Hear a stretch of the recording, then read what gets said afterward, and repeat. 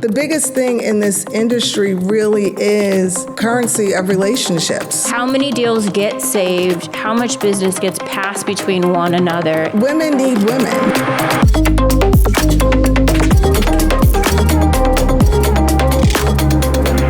Well, welcome. Thank you. You excited? I'm very excited. So welcome back to Cabo. You've been here. I've been here before. It's one of the most beautiful resorts ever. Yeah, I love it. I love it. Well, before we get into like all the juicy stuff we can talk about, because I'm sure we will be here we could sit here forever and talk about all the juicy stuff. Share with me, one, tell everybody your name and where you're from and how you got into mortgage and give me like all the background on absolutely. Tanya. Well, my name is Tanya Blanchard. I originally grew up in New York. I grew up in Queens. I got married and moved to Roswell, Georgia. And after my divorce is how I got into mortgages. I'm like girl power, and I always tell people my story that, divorce, no alimony, no child support, and people think that means you're on your own, but it's totally the opposite. We had joint legal and physical custody, so it was like I had 2 nights off every other weekend. It was a great way for our family to adjust, and what better way to get into mortgages when you have unlimited income? And I just bet on myself. Mm-hmm. I feel like a single mom is, the dad's not around, you got to do everything yourself, et cetera. So for me, I was just unmarried. Exactly. Unmarried with joint custody. Right, exactly. Because it's just kind of like when you hear single mom, you just think, I had the kids on my backpack and, we were struggling. And it wasn't like that. It was a really great experience, even for them to see that, okay, mom's 100% commission. Did you have a career before? I was in banking before. Okay. So when in New York, I worked at Paine Webber and I got my Series 7 in 63. Mm-hmm. So I've always had a background in finance. I worked at the credit union. I worked at Paine Webber. I worked at a reinsurance company. So mortgages was really an easy fit. Mm-hmm. The biggest thing I had to learn at the time was a good faith estimate. Okay. So it was good. And what I really, really liked about it is it was just unlimited income potential. It was like how hard you work is how much you get paid. Yeah. And freedom. Yeah. I don't think people really talk enough about freedom, but for 22 years, I've been able to, every day when I wake up, decide what I want to do, where I want to go, without saying, hey, I need 2 days off. I got fired from a financial planning firm because I had to go to court for my divorce. And I said something like, oh, Erin can go to court for her fender bender, but I can't for my divorce. And they were like, and I think 2 weeks later, they fired me. Yeah. Noted. I got you. Yeah. Sometimes we need the push, though. Like, we have a girl within Notorious before our fall event, like weeks before she was let go from the position she was at. And she's like, I think I'm going to go out on my own. And I was like, yeah. She's like, I didn't think I was ready. I was like, no, God don't. Yeah, absolutely. God's like, we going to push you, because if I don't push you, you aren't going to do it. Absolutely. And so those things happen. Absolutely. And it really is about faith, but it's really faith and betting on yourself. And I think the biggest thing for a loan officer is really you've got to get the knowledge. And I think we're in a scary time right now with AI and so many people positioning AI, doing your income docs, AI, calling your client, AI, but there's nothing like human contact. And you got to just know those guidelines. You want to know my hot take on AI? Yes. AI will replace ops far faster than they're going to replace sales. Absolutely. Yeah, because AI is not going to your closing. AI is not going to be at the closing table, saying, hey, where's my funding docs? Well, do you have the wire? AI is not going to do that. So go ahead. You want to know even hotter take? You want to know why nobody says that? Why? Because nobody will pay anybody to train with. Like, ops doesn't pay anybody to train with them. No. But there's this whole thing out there of like this fear-based thing of like AI is going to take your job. And I'm like, it ain't coming for my job. It's coming for, the underwriter's job. It's coming for the account manager's job. Processing, y'all are on notice because it's going to shrink that really quickly. It is. And but No, they're not paying loan you to officers, do that. they're not, because you still, regardless of how far you can get the application over the internet, et cetera, it comes a point where you have to talk to your client. Yeah. 22 years I've had one client, he was a rapper, I won't say his name, but he's the only client I never spoke to. Yeah. And I then have plenty of clients I never speak to. Oh, no. That was my first no, one, it's great. and it was last year. So first one I never spoke to. And I was like, that was weird. Yeah. And so that was, but other than that, you talk to your clients. Yeah. You have to get to know them, and AI can't do that. I mean, AI can fake it, but Yeah. they can't really. Yeah, there's know it. nothing like having a real person that they can Absolutely. reach out to, because it is a very Stressful. emotional. Yeah, Yes. and you're not gonna talk to a computer. Exactly. I don't know if you know Shivani Peterson. She put out this really interesting piece of content, and it was like how many people would actually prefer not to work with a real person. And I was like, ooh, that's interesting. That'd probably be me. I'd rather not talk to somebody. Right? So there's a point at which I'm like, oh, can I get this done with AI? Maybe Right. there's that side of the coin to play into, but I think always having somebody in the event that somebody needs that emotional And I support. think some people just need to talk. I think some people, especially first-time home buyers, even a third-time home buyer, just think of somebody who bought a house in 2004 and this is their second home. Everything's changed. Yeah. There's nothing about the process that's the same, whether it's the closing disclosure, whether it's the loan estimate. They're used to a good faith that they don't even know what they're used to because it was so long ago. Yeah. No, same. Yeah. So tell me, you've been in the industry for a good amount of time. Absolutely. How has being a woman in the industry changed over the years?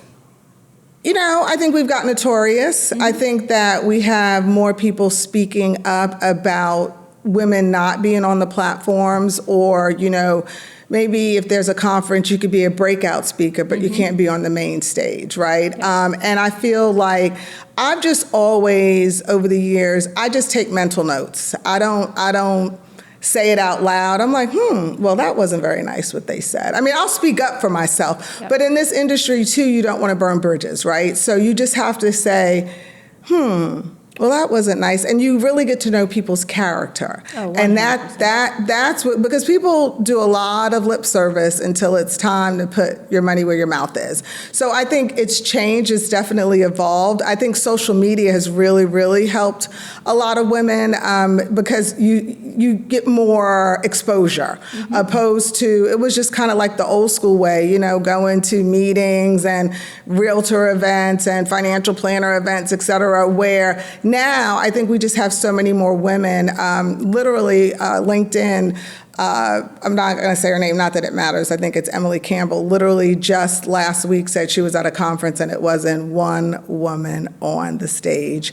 But they did have a woman moderator asking the questions. Oh, of course. Thank you. Thank you. I Yes. get real mad. I'm like, you put up it's like, now we're just doing the token person. Yes. It's like, oh, so she's asking questions. Why? Because Well, listen, I'm a black she doesn't have female, anything to so say. I can be a token person, where, I was at a bank in Atlanta. How are you at a bank in Atlanta and you're the only black loan officer and there are 45 loan officers?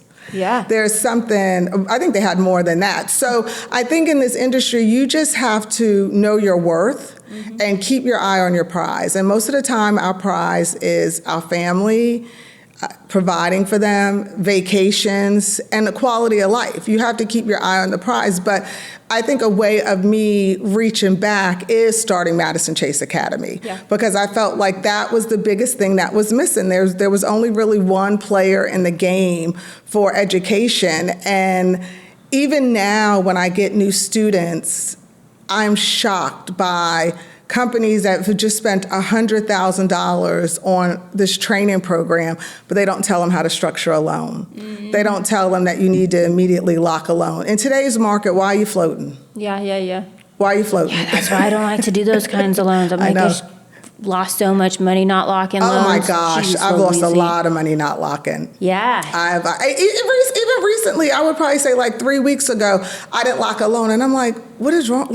can't sleep. You're why like, did you? And I was just fortunate that the market came back 2 days later and I locked it. You know what I mean? Yeah. But in today's, but the freaking stress to have to carry that, you're like, hopefully, I don't know. Exactly. Yeah. It's a lot of stress. And you know, I always tell people, whether it's students, people in the industry, if you told a client a rate, lock it and be done.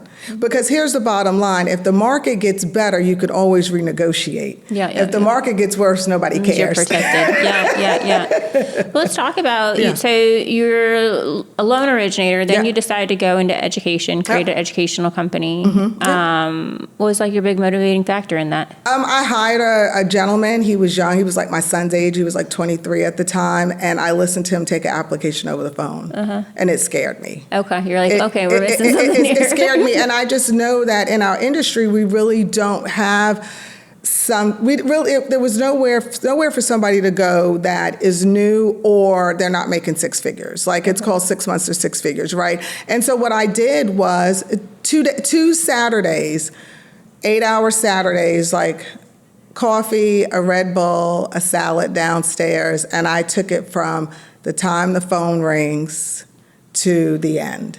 And that was, I felt, what was really missing. It's like the little guidelines, like the little nuances about, you know, disputed accounts, et cetera. All that stuff you don't want to deal with, Paige. Yeah, exactly. Don't want to deal with any of that. All that stuff you don't want to deal with. But I really felt that it was just necessary. And because there's so many people in the business, but they're not in the business. So they can say, well, and I'm not going to originate forever. You know what I mean? I'm definitely not. And I've pulled back some, but you have to stay abreast of things. You have to stay abreast of guidelines. And it really is education. If you say what makes a loan officer successful, it's the guidelines. And you don't know, underwriters don't know everything. And an underwriter will push back. And if you don't know, you'll be like, oh my gosh, the underwriter, you know, said that they needed reserves, and they don't. The findings just said it was available, you know, not required. There's a big difference. So I really feel like education is everything. And even ChatGPT, I'm like, stop, learn how to read Fannie guidelines, learn how to read Freddie. That's how I got started. I sat down with a big, we didn't even have like the internet back then. Like the internet was I think there was probably still chat groups a very long time ago, but it was like, here's your book. And it was like this big ass book. And it was like, I didn't know what I was doing. I was like reading through, all right, let's flip through the page and find it. And part of the process, and like you try and find one answer, but you find 10 other answers. Exactly. Like, oh, okay. Well, when I got in the business, I went to work for a gentleman. I was with one company for 3 months, and you couldn't be new. You had to have 2 years experience. So I put on my blue suit, went in the office, and he hired me on the spot, and I could not ask a question. So I learned, even today, people don't know you can call Fannie and Freddie. If you have a problem, you know, it's like everybody, even people on my team, people that I teach, is only so far that we're going to go without you learning how to do it yourself. Yeah, no, for sure. And that's what's, you know, what's so funny is I had a manager a bazillion years ago. We were talking about keeping our voicemail full. He kept his voicemail full all the time. And I was like, how are you a manager? You keep your voicemail full, and like, I need you and you don't answer. And he's like, no, I do that so that, you know, what happens when I don't answer my phone? I'm like, well, I got to go figure out the answer. So like, I go to find it, right? And how we were talking about, you go to find one answer and I learn a whole bunch of other stuff. And he's like, yeah, if I call you back right away, I do you the biggest disservice, right? And I was like, oh, I do that. We probably shouldn't say, I probably should not say this out loud, but sometimes I do that with my clients, where I'm like, let me just give them a hot minute for them to be like, oh, I figured it out. I figured out how to upload that document. I figured out what you needed when you said whatever it is. But I think that that's so important. I think that the biggest thing in this industry really is education and currency of relationships. And people don't really understand that. I mean, I think what you've built in Notorious is so important, because women need women. You can say, you know, I talked about your conference last year, and I was a speaker and it was nice, and it's like, oh, thank you, Paige, I'm on the stage, it's nice. But what I really loved were the women in the room, the camaraderie. And it was not, I thought what was so interesting afterwards is the take that it was like male bashing. And I'm like, it was so far from that. I think it was more girl power, more uplifting. I think when you left, if you weren't doing business with the loan store, you were because you liked Rhonda. You know what I mean? I called her like maybe 2 months later, I'm like, hey, girl. But it's all about relationships. And I think that's another thing that people have to do in this industry. You need your fellow loan officers. You need them. And we've got a group chat, and you're like, hey, can you send me that guideline? Yep. Can you? How many deals get saved? How much business gets passed between one another? Absolutely. It's important. Yeah. But I used to have a girlfriend that was so good with self-employment income. You know what I mean? And I used to be like, the underwriter said this. And she's like, oh, you know what? That was a one-time repair. They don't have to count it again. Yeah, right. They don't have to count it against you. But it's important. If you can't be on an island in this business. No, for sure. You can't be. That's why I started Notorious, is I felt very much like I was on an island, and this path can be very lonely. I'm sure entrepreneurship, and I'm not even sure, I'm not a man, so I don't know, but I know women really need camaraderie. We do. We need community. We really thrive in the right kind of community, because sometimes there's not the right kind of community. Yeah. And I think we've all kind of experienced that. And I guess we could talk about it. I mean, that was kind of been like a big thing over the past year for myself, is like, for lack of a better word, I call them the mean girl of mortgage mafia. Absolutely. Man, they can come out and really rear their heads. Have you had to go through that? I haven't. Okay. I love that for you. I really haven't. Here's something that's very. Over the years, before I started my company in 2018, I could have went back to any company I left. Like I said, it's a very mental game. But I don't take things personal, and I just know sometimes what's the point in. Here's my thing: if you've done something that really hurt me, but you didn't care when you did it, so why am I going to really talk to you about it? You did it. So why am I going to be like, what you said, you said it. Yeah. Noted. Right. I got you. Noted. Yeah. And that's it. And I'll just, I've seen, previous managers. I never forget one manager, after I started my company, I saw her at an event. She's like, oh, what do you love about owning your own company? I said, no rush reports. If I want to close a loan in 14 days, I don't need somebody's permission, and I don't have to show you that I have every document that you need. And so I think, too, in this world, you've got the broker world, you've got the banking world, and I think the broker world is hands down the best way for you to go in this industry. But you got to be educated so you can navigate your way through the broker world. Okay. What's one dirty little secret of mortgage that nobody wants to admit? That women get paid a whole lot less unless they speak up. Okay. And even if they do speak up, that's one of the reasons I started my own company. I mean, there were so many reasons I started my own company, but one of them was, compensation. One of them was, the racism that exists that people say don't exist. You know what I mean? So if I've got my own company, I know I'm doing what's best for everybody, whether you're black, white, it doesn't matter. But I know that my people weren't being treated the way they should be treated.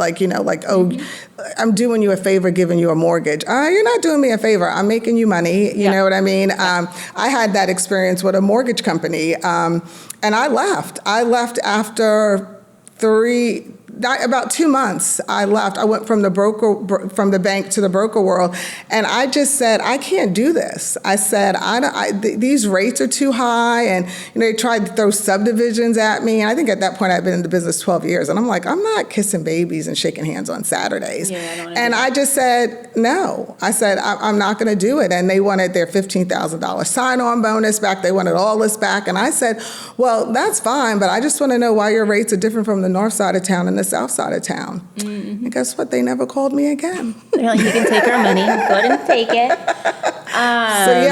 Do you ever find yourself having to change the way that you talk or interact with people because you're female in this business? No. Okay. Now, that's the one thing that I will not do. Okay. The one thing that I will not do is I'm very respectful, even in my academy, you can get your point across without, I will let you have it. I literally just had something happen today, and I let them have it. It was, a $1.5 million loan. The income was already analyzed, and now they want my client's business revenue account. And so I just wrote back and I said, I think this should be a real learning lesson for your team. You need to share this. I've got 2 analysis that says I'm good. And now I've got to go back to him with $100,000, no contingencies on this contract, $100,000 on the line saying, now I need this from you. And at the end, I said, really appreciate it. Looking forward to getting this to the finish line when we get the other statements. And I appreciate your help. And, have a great day. And he wrote back, the underwriter wrote back, thank you, Tanya, you too. I'll do whatever I can once I get those docs to get this clear for you. And I think that's what people don't understand. You can get so much more. You can make your point. Everybody knew I was beyond pissed, but I also, everybody on the other end, we're all people. You know what I mean? We're all people. So I do my best to, they know, but I just feel like kindness goes a whole lot further. Yeah. And it's naturally who I am. So I don't have to put on airs. You know what I mean? It's who I am. Yeah. Yep. Yeah, people that they're not real. So girl. So when they're not real, it comes out of nowhere and you're so shocked. You're like, yeah. Lisa, I thought you were. It is. I mean, okay. I will just say this. I've had a handful of experiences. It's this weird. I don't even know what this is. This weird, like, fake. Listen. Yes. If we are not meant, it's fine. It's okay. I'm very neutral on just about everybody in general. It's weird to me when I have gotten messages or I see messages go around, oh my God, I love you, da, da, da. And then it's like the stuff that happens right after that is like some of the like most toxic behavior. I just saw a series of text messages with a friend of mine. That was horrific. So sad. I was like, this super toxic narcissistic behavior of like, love you always. And then the most shittiest comment underneath that. And I remember going back to myself and being like, I had to like relive my own like Mean Girls of Mortgage drama going on. And thinking like, I had people like that were really nice to my face and then stuff would happen and I go, shit, the messages I would see are so mean about me. And I was like, you know what? There's one thing I know about me. You may not like what I have to say. You may not like my opinions. You may not agree with me. You just may not like me, and that's okay. You'll never, ever, ever, ever, I promise you, these text messages do not exist. Right. Of me just being mean. Right. It's just not fundamentally who I am. It's not who you are. Exactly. Yeah. And I think people take speaking up for yourself and defending yourself and letting you have a right to your opinion. Yeah. Nobody can tell you that you're wrong. Yeah. If that's how you feel, it's all perspective. So when I saw those emails, we're not even going to talk about the guise of God. People underneath. I'll pray for you. I'll pray for you. I mean, you just literally said the meanest thing you could ever say, and then say, "I'm praying for you." It was so condescending. It was so genuine, and it was horrific. I got this message one time. I'm real good at pissing people off. Yeah. I'm yes, really good at it. Apparently, I had somebody tell me this person hit me up in DM, and they were like, "You're really making people mad," and I was like, "What? Why? Like, who are you?" Right. And the fact that you think I care. Right. I was like, this is the most crazy narcissistic thought that like somebody else, I would be mad that some other people are mad. Like, what in the world? And it was like this idea around how some people have the need to like police other people, and especially when we're like broker owners and we're like, we work for ourselves what is this thing that I have now signed up for? And everybody who's 100% commission, whether you work for a company or you work for yourself, you are your own boss. If you're 100% commission, nobody is giving you a dime, and every month, every day, you got to go out and hunt it and make it happen. Yeah, exactly. Yeah. How do you balance the stress and the pressure of this type of a business, maintain your sanity and all that? You know, we just saw what happened with phone calls and calming clients down, et cetera. I really do my best to balance it by doing my best to turn in a complete file. Okay. I try and do the heavy lifting up front. So even with clients, and don't get me wrong, recently, I forget what I did wrong, but it was like a rookie move. It was just because sometimes we get comfortable, you know, oh, I know what I did. I had somebody else on my team doing something. They said we had an approved eligible. She had 9 disputed student loans. Okay. 9.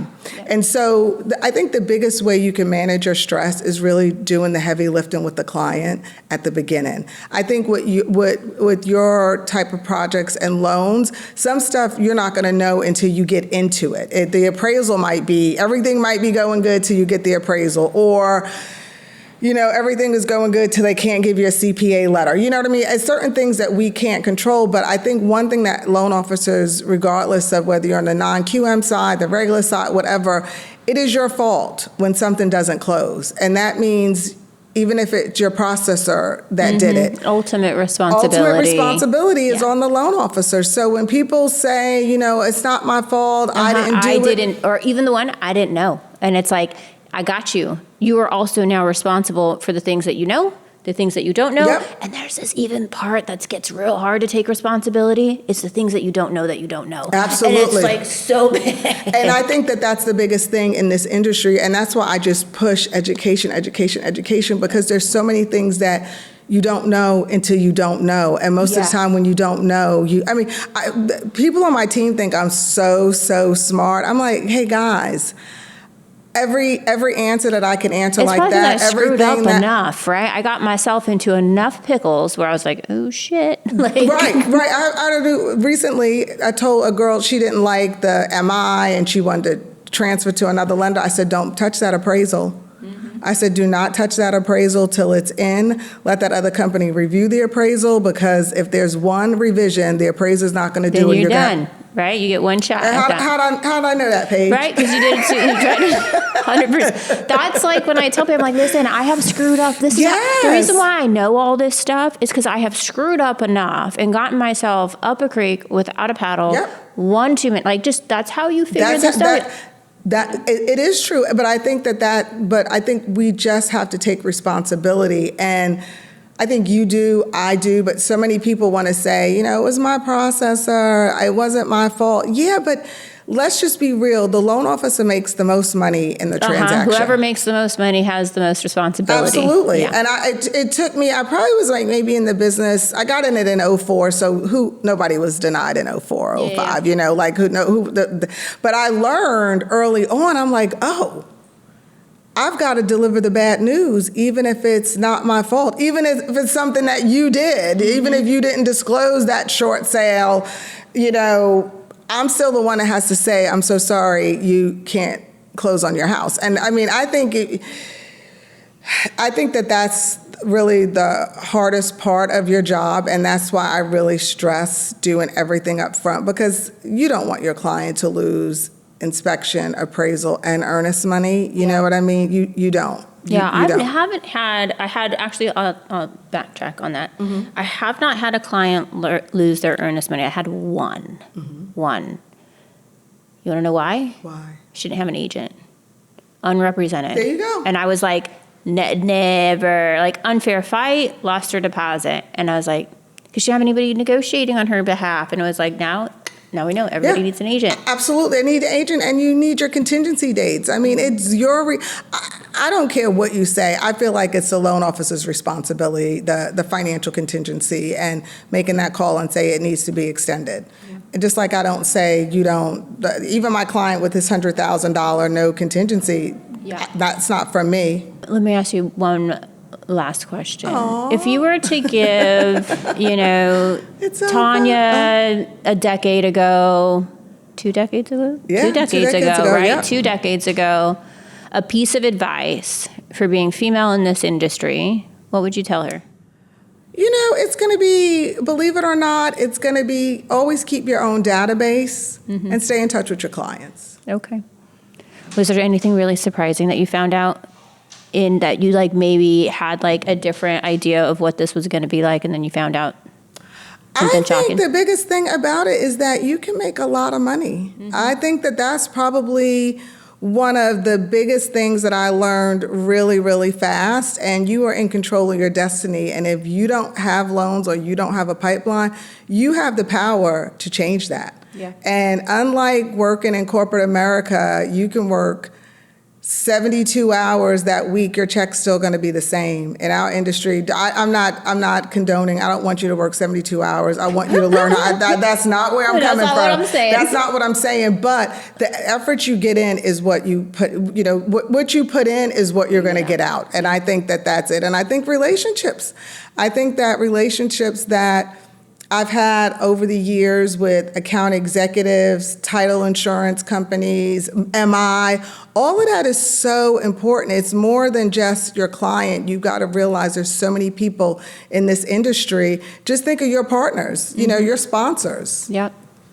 How'd you get them? Yeah, through because relationships, of who you are, right? through relationships. 100%. And they want to help and they believe in your vision. Yeah. So I think that's really, really important. Yeah, no, I agree. We have the best sponsors. We'll give them a little shout out. So, Yes, absolutely. Yeah. The Lone Star, Rocket, Coastal Breeze, and Broker Insight Group. They're the ones that help us make all of this happen. And we'll have a ton more sponsors come for our fall event. Yep. But where can people find you? Oh, they can find me on Instagram, you know, Madison Chase Capital Advisors. In about 30 days, I'm going to have TanyaBlanchard.com. I just decided that I'm just going to put everything all together. And then, you know, this sounds so corny, but Google me. Yeah. No, but really, you know, Google. Madison Chase Capital Advisors, Madison Chase Academy, Tanya Blanchard on Facebook. I think I needed a witty new phone number, but I've had that number for over 22 years, so I still get calls. Are you still in the business? And I'm like, yes. So girl. Fill out an app. Yeah, but no, this was great. I just want to say thank you for all that you do for women, and no one really knows how hard this industry is, but women when you're in it. Yeah. You know, side note, I probably wouldn't have done what I've done had I known it was going to be so hard. Yeah. You don't know it until you do it. Yeah, until you do it. And you make a lot of mistakes along the way. Oh, yeah. I mean, you make a lot of mistakes along the way. What? Even owning your own company, like it's more than a loan application. There's so many pieces to this puzzle, but it's a beautiful, beautiful puzzle as you learn where the pieces go. Yeah. Well, thank you so much for coming today. Absolutely. Thank you for your time. Yeah. Guys, go follow us across all platforms at notoriouswmn.com and stay tuned for details about our fall event.